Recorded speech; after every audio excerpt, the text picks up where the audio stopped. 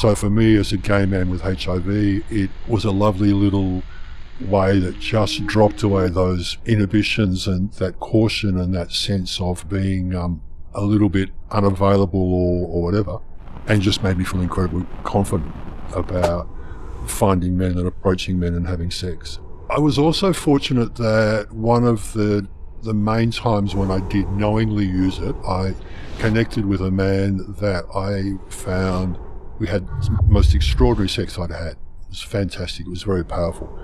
And we hooked up a number of times over a couple of weeks.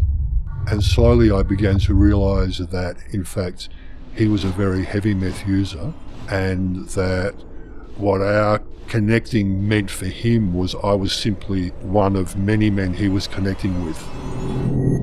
And that, in fact, the intensity of what I thought was happening in the relationship was entirely drug created. And it also gave me a chance to kind of study someone in detail who was heavily affected by meth. And I can remember one of the critical points for me was he lived in a very smart apartment and it was very well appointed. And his kitchen was one of these whiz-bang designer kitchens with this big flash European refrigerator with a metal finish. And I opened it one night and it was completely empty apart from a jug of water.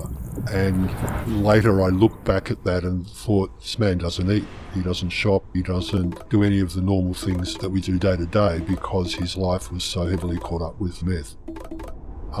For me, I had this experience of personally finding meth incredibly powerful and incredibly intimate, and then realising that in a setting where someone else is using it in a very problematic way, that there was no intimacy at all.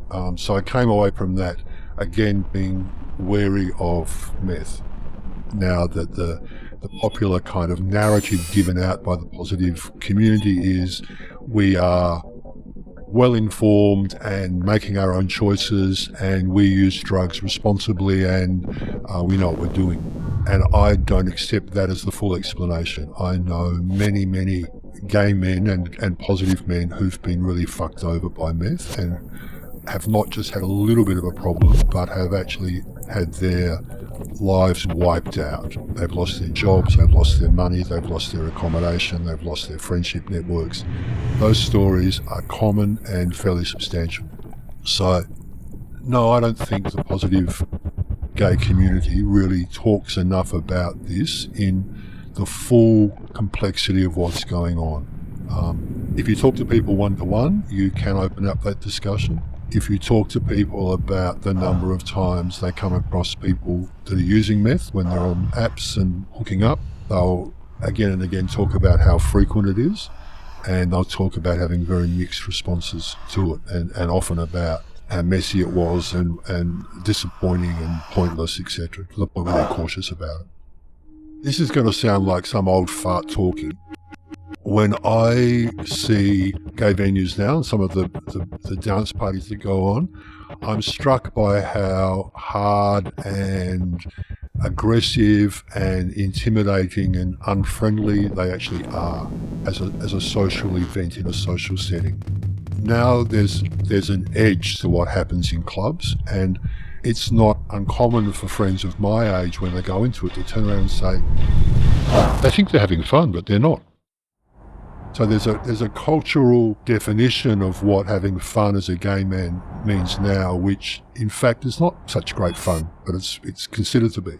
To talk about gay men and gay male communities and issues of intimacy and maturity and relationships is something I think we can easily encourage more of and talk about, because we've neglected it.